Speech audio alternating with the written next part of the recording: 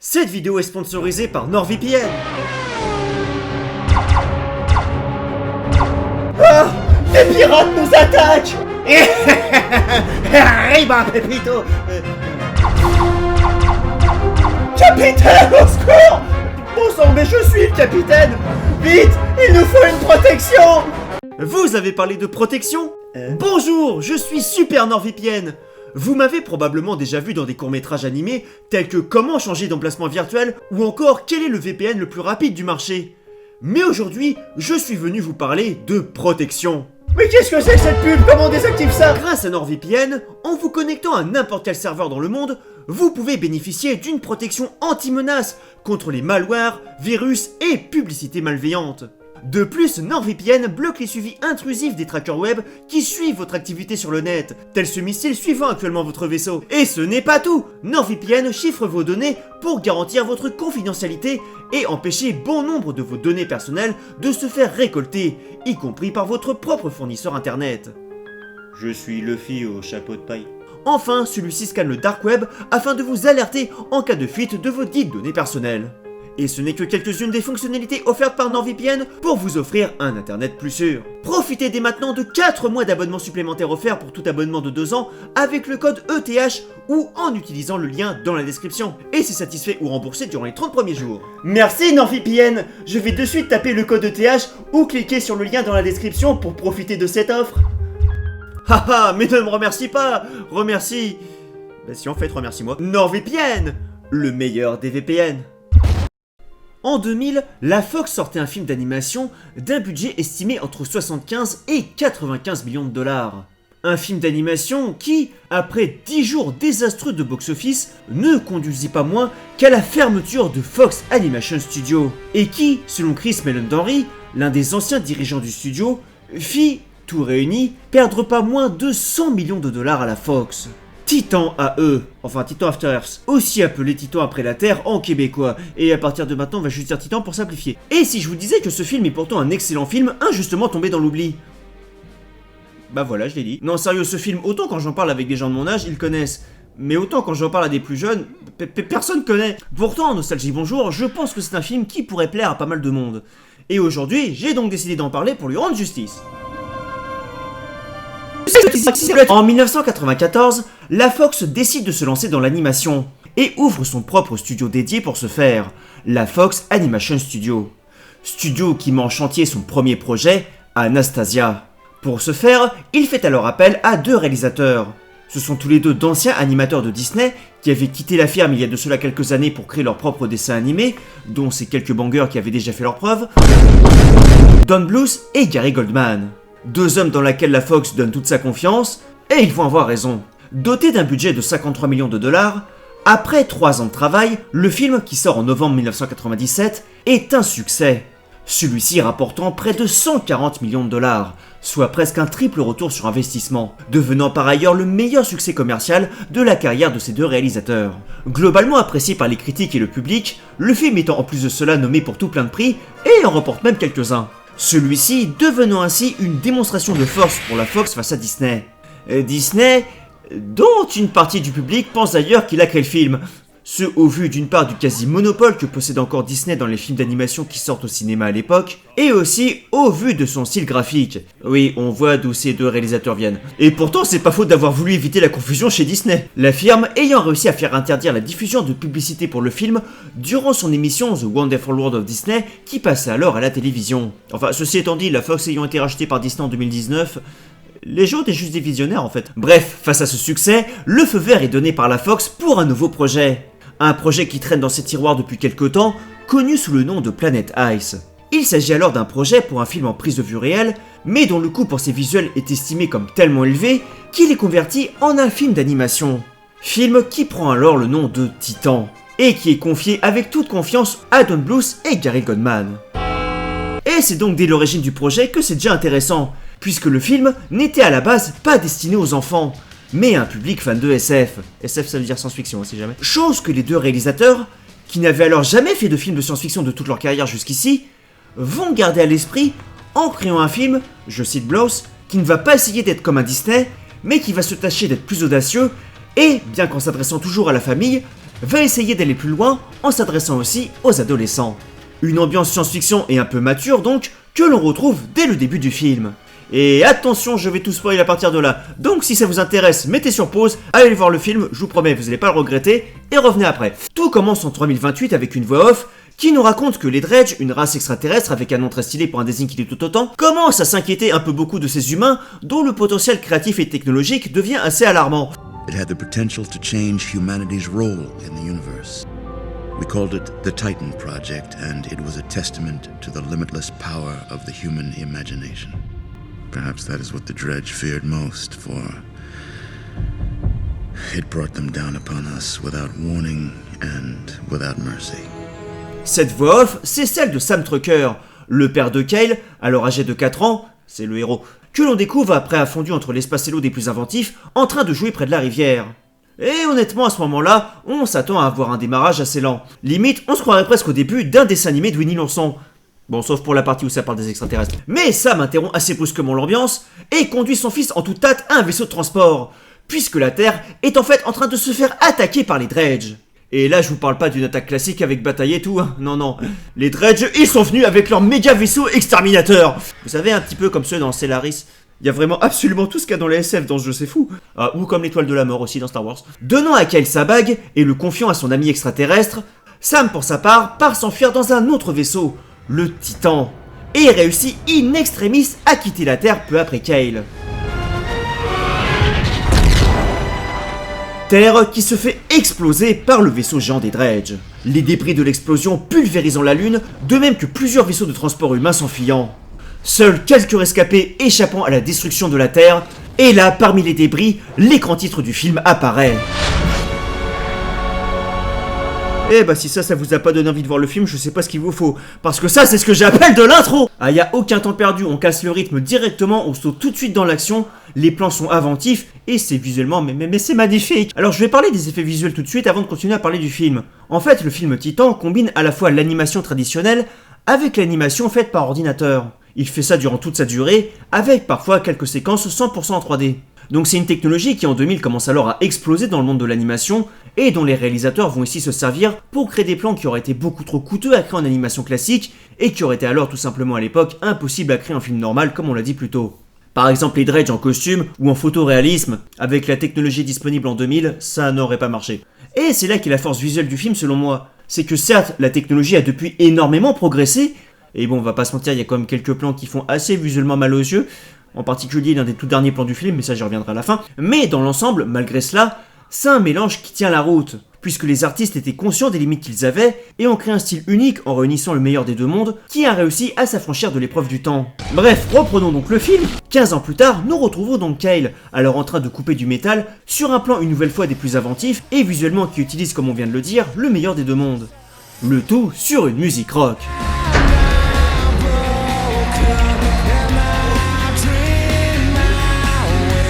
Ah, c'est ça aussi que j'aime bien avec la première partie des années 2000, c'est qu'on avait de la bonne musique dans nos dessins animés.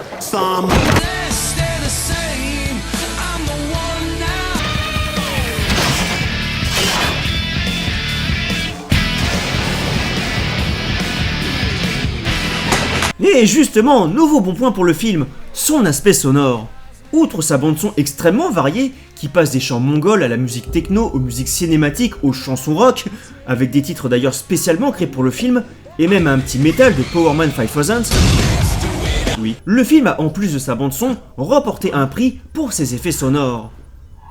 Le seul prix qu'il a remporté d'ailleurs. Et je vous le confirme, l'ambiance sonore est géniale. Pour preuve, le film a maintenant 24 ans, et je me souviens encore du son de certaines séquences.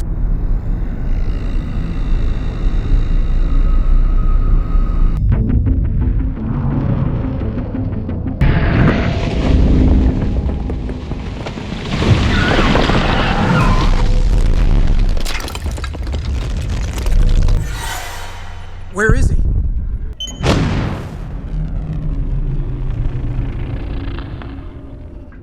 What? Et enfin, pour terminer en parlant du son, le doublage est lui aussi un triple A, puisque par exemple pour notre héros, Hey, it's me, it's Kale, alright? I'm not with those losers. ce n'est pas moins que Matt Damon en personne qui double celui-ci. Cet homme a joué dans tous les films de science-fiction, c'est un truc de fou. Concernant la VF chez nous, nous retrouvons son doubleur habituel, c'est-à-dire Damien Boisseau. Et concernant le reste du cast, j'en parle quand ils arrivent à l'écran. Donc Matt Damon dit Kyle, qui travaille alors dans un genre de décharge du futur, en compagnie de Tech, l'alien que l'on a vu au début, mais qui en a marre de cette vie de misère.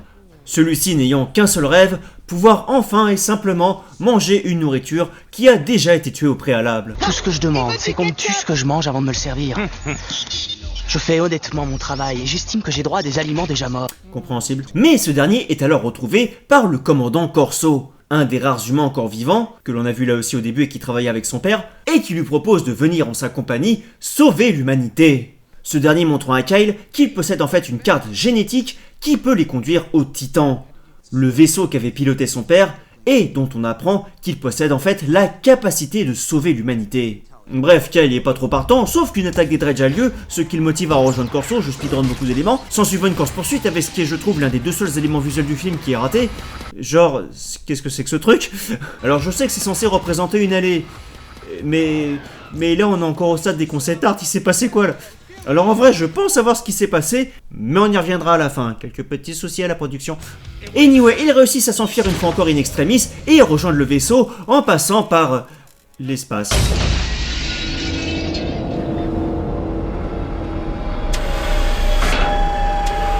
Bon après c'est un dessin animé. Kyle, pas très en forme, se réveillant à poil et découvrant l'équipage du vaisseau. Nous avons donc Akima, qu'il avait rencontré par hasard quelques scènes plus tôt, doublée par Drew Barrymore, c'est la seule autre humaine de l'équipage. On apprendra qu'elle provient d'une des rares colonies humaines survivantes. Stitch et non pas Stitch, une espèce de kangourou de l'espace, doublé par Janine Garofalo. Pride, un chacal poisson je crois, doublé par Nathan Lane. Corso, donc doublé par Bill Pullman. Et donc en dernier membre de l'équipage, nous avons donc Goon, littéralement Todd dans Star Fox, doublé pour sa part par John Leguizamo. C'est-à-dire le seul et unique Luigi dans le film Mario de 93. Oh mon dieu, tout se recoupe enfin. Je vais faire une crise d'épilepsie. Suivant les indications sur la carte, ces derniers se rendent tout d'abord chez les Gaoul. Bon, enfin bref, la race des grosses chauves-souris géantes. Qui leur donne donc la route à suivre, après un léger quiproquo qui a failli tuer tout le monde. Sauf que les Dredge, qui sont toujours à la poursuite de notre équipage, arrivent de nouveau. S'en suivant une nouvelle course-poursuite, de nouveau visuellement sublime, entre le désigne de la planète et les reflets dans l'eau, c'est moi. Et Kyle et Akima se font capturer. Oh no. La reine du vaisseau copiant la carte de Kyle et faisant éjecter Akima dans l'espace. Bon, certes, elle aurait aussi pu la tuer, ça aurait été plus simple, mais si vous voulez, faut quand même que le film ait lieu.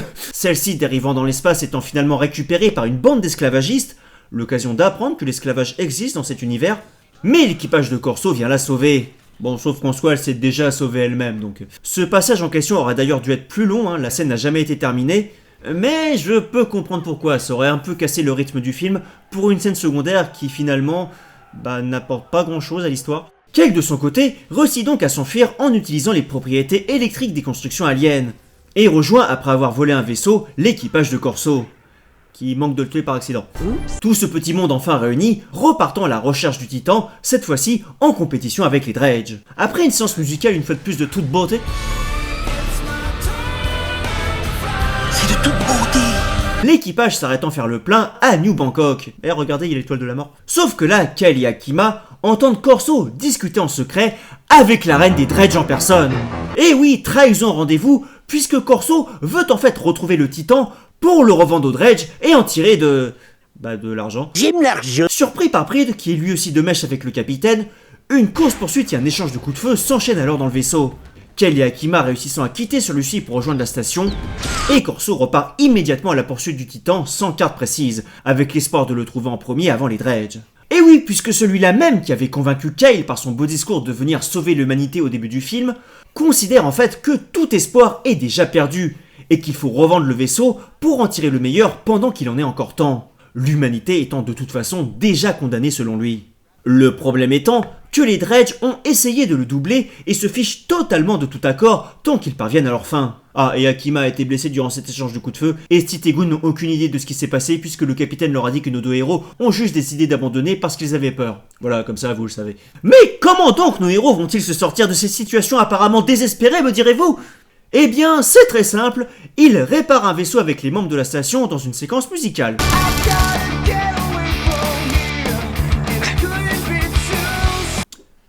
Alors, dit comme ça, c'est vrai que ça fait un peu facilité scénaristique, Et c'en est une. Anyway, nos héros arrivent donc sur les lieux pour ce qui est sûrement la meilleure séquence visuelle du film, les anneaux de cristaux de glace. Corso et le reste de l'équipage arrivés d'eux-mêmes sur place, un jeu du chat et de la souris s'engage alors parmi les cristaux entre son équipage et Kaliakima. Puisque les cristaux dérèglent les instruments des vaisseaux, ceux-ci utilisent alors les reflets des cristaux pour piéger Corso. Le tout pour une séquence qui est magnifiée par les explosions des cristaux qui rentrent en collision les uns avec les autres. L'idée et la mise en scène sont très créatives, c'est visuellement sublime, et en plus de cela, le travail sonore est top. D'ailleurs, si vous voulez tout savoir, les bruitages ont été créés en écrasant en fait tout simplement de la neige. Je vous conseille le making of, je mettrai le lien en description. Pour ce qui est de la création de cette séquence, c'est vraiment sympa à découvrir. D'ailleurs, il y a un petit côté Star Tour premier du nom, pour ceux qui connaissent. Réussissant à semer temporairement Corso, Kaliakima tombant enfin sur le titan caché au milieu de ses cristaux. On découvre alors que le titan contient en fait l'ADN de toutes les espèces végétales et animales de la Terre, et ne sert en fait pas moins qu'à créer une nouvelle planète, avec même des nouveaux animaux en bonus. Bon, je suis pas trop sûr qu'ils aient pensé à tout pour l'écosystème, mais problème, l'hologramme du père de Kyle, qui est décédé, leur explique que le titan n'a tout simplement plus assez de jus pour lancer le lancement du processus.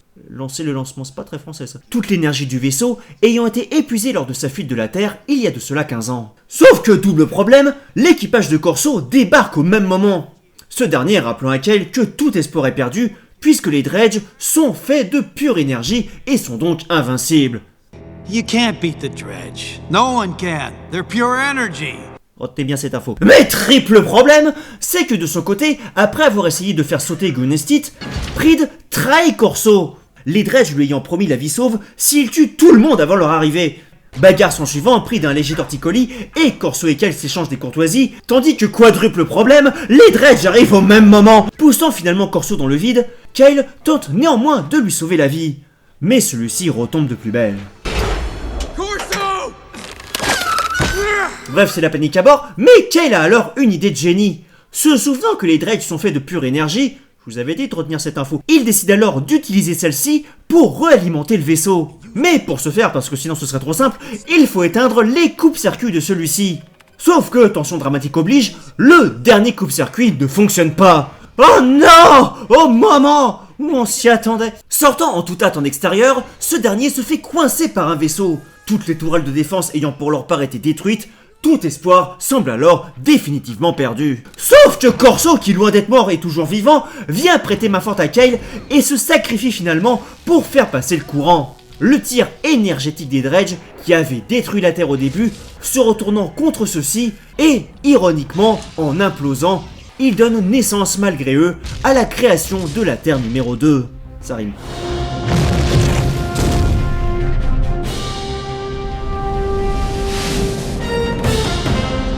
Décidant d'appeler celle-ci Bob, ce qui est très certainement le meilleur choix de nom possible, le film se concluant par ce dézoom qui est très mal vieilli, surtout que le plan d'avant est magnifique, mais une fois de plus, je pense avoir la cause du problème, on y revient dans un instant. Et pour terminer, on voit finalement les vaisseaux de New Bangkok qui arrivent pour venir peupler la Terre 2.0 en l'an 3043, ou l'an 15 après Terre, ou l'an 1 Bobik. Ça va être très compliqué avec toutes ces dates pour s'y retrouver dans les calendriers. Mais c'est les pompiers qui vont être contents. Et fin. Je reste à mon opinion d'il y a plus de 20 ans, c'était génial. C'est visuellement créatif, le scénario tient la route et est équilibré entre phases d'action, de dialogue et d'exposition qui nous font découvrir l'univers. Le développement des personnages est classique, mais bien fait. Bon, certes, la partie de la relation entre Kyle et Akima est un peu forcée et rushée par moments, dirons-nous. Enlève ta main de mon épaule. Mais le film est en cours, en tant que spectateur, c'est pas plus embêtant que ça, honnêtement, je trouve. Et enfin, même si le film a quelques raccourcis scénaristiques, dirons-nous par moments, comme dit, l'action étant bien rythmée et la découverte de l'univers continuant jusqu'au bout, on reste sans problème dans le film. Bref, celui-ci étant ce que je qualifierais de divertissement de qualité. Mais alors, pourquoi donc celui-ci s'est-il si lamentablement échoué au box-office ? Alors qu'il était pourtant le seul film d'animation à l'affiche durant le mois de sa sortie. Enfin, à part ce truc sorti à la fin du mois, mais qui s'est craché tout autant. Mais là, rien qu'aux images, je pense comprendre pourquoi. Eh bien, je pense avoir ma petite théorie sur les diverses causes qui ont causé son crash. Déjà, selon moi, la première raison, c'est l'année. Nous sommes en 2000, et le public veut aller au cinéma pour surtout voir la dernière nouveauté en termes d'animation, les films d'animation en 3D. Depuis Toy Story sorti en 95, le succès s'est confirmé à chaque fois pour les grosses productions durant la seconde moitié des années 90. En revanche, pour ce qui est des grosses productions en animation traditionnelle, là à la fin de la décennie, le succès commençait à être de plus en plus mitigé. Une tendance qui continuera et s'affirmera dans la première moitié des années 2000.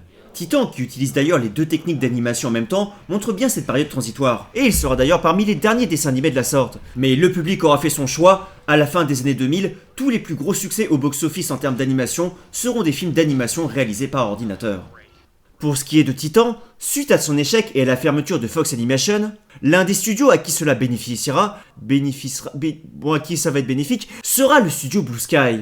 Un studio qui faisait en fait partie du groupe de la Fox, et que la Fox utilisait dans ses divers films afin de faire des plans en CGI ou en animation, et qui avait d'ailleurs été appelé sur le film Titan pour créer la séquence d'ouverture du film, qui est une des meilleures séquences, verra donc ses effectifs doubler suite à la dissolution de Fox Animation, puisque la moitié de ses anciens employés ira chez Blue Sky. Cela permettra ainsi au studio d'accélérer la production de ce qui sera son premier film d'animation, un film, je vous donne dans le mille, entièrement en 3D, L'Âge de Glace. Âge de Glace qui sera un énorme succès lors de sa sortie en 2002, confirmant une fois de plus la tendance du public pour les films en 3D. Pour autre preuve, l'un des films de chez Disney qui se rapproche un peu de Titan en ce moment-là, tant au niveau de sa thématique science-fiction que sa réalisation mélangeant animation traditionnelle et animation en 3D, La Planète au Trésor, connaîtra lui aussi un échec cuisant au box-office, malgré pourtant pour sa part une énorme promotion. Le film ayant rapporté environ 110 millions de dollars pour un investissement de 140 millions. Soit plus de 30 millions perdus pour Disney. Et d'ailleurs, en parlant de promotion, la promotion du film Titan fut elle aussi impactée. En cause, le coût de sa production. En fait, en 1999, après 2 ans de production, le budget du film était tellement colossal que 300 animateurs avaient été licenciés de Fox Animation. Le problème, c'est que faute d'animateurs, il avait fallu faire appel à des studios indépendants pour terminer le film à temps. Et vous l'aurez compris, c'est donc comme ça que Blue Sky s'était retrouvé sur le projet. Sauf que, comme vous vous en doutez, c'était pas forcément la meilleure des stratégies financières, et d'autre part, au niveau de la production, c'était pas vraiment une bonne idée non plus. Le film s'étant retrouvé divisé en divers studios, je pense que cela explique les inégalités visuelles assez importantes par moment. Tandis que certains studios comme Blue Sky ont créé des séquences magnifiques, d'autres n'ont tout simplement pas pu délivrer un travail de qualité à temps. Et tous ces problèmes et retards à la production ont donc retardé à la fois la promotion et la distribution du film. Et à l'époque, c'est pas comme si le film allait faire le buzz après coup via internet, là pour rappel, on est en 2000. Bien que le film possédait quand même son propre site internet, il faut le noter. Alors il n'existe plus aujourd'hui, on tombe sur After Earth de Will Smith, mais en allant voir avec Wayback Machine, on le trouve pas non plus. Petit aparté d'ailleurs, toujours en parlant de la promotion du film, alors, juste pour parler rapidement de l'affiche, elle est très belle, y a aucun souci, mais c'est qui ce type-là? Alors lui, il est pas dans le dessin animé, c'est pas Matt Damon non plus. Je les soupçonne d'avoir mis un concept art en affiche. Une fois de plus, des petits soucis à la production. Non, parce que ça finit sur la jaquette du DVD, je précise. Bref, ces soucis donc à la production ayant impacté la promotion ont impacté ainsi le box-office, qui s'est craché, ce qui a ainsi impacté la promotion post-sortie du film, qui elle aussi a été prévue. Et de quelle promotion s'agit-il, me direz-vous? Eh bien, de ce que l'on faisait alors pour chaque film d'animation qui sortait à l'époque, un jeu vidéo. Et oui, puisqu'un jeu vidéo Titan était prévu sur PC et PS1. Son développement était bien avancé, une démo jouable et même trouvable. Mais bien que prévu pour sortir durant l'été, environ 2 mois après la sortie du film, il fut annulé au dernier moment. Ce qui a donc, toute promotion stoppée, impacté en toute logique sa vente en VHS et DVD. Et qui fait qu'aujourd'hui, le film s'est fait oublier. Ça rime. Ah, et enfin, ils ont aussi fait des comics qui sont sortis pour le coup avant la sortie du film, entre février et mai 2000, qui expliquent en gros la jeunesse des personnages, ou ce qui arrive encore à Sam, le père de Kyle, mais là non plus, ça n'a pas été un grand succès. Ce qui est bien dommage, car le film ne méritait pas un tel échec, bien au contraire. Et j'espère donc que cette petite vidéo lui aura un peu rendu justice, de même qu'à ses réalisateurs, qui n'ont jamais pu refaire de grands films d'animation qui soient sortis au cinéma après cela.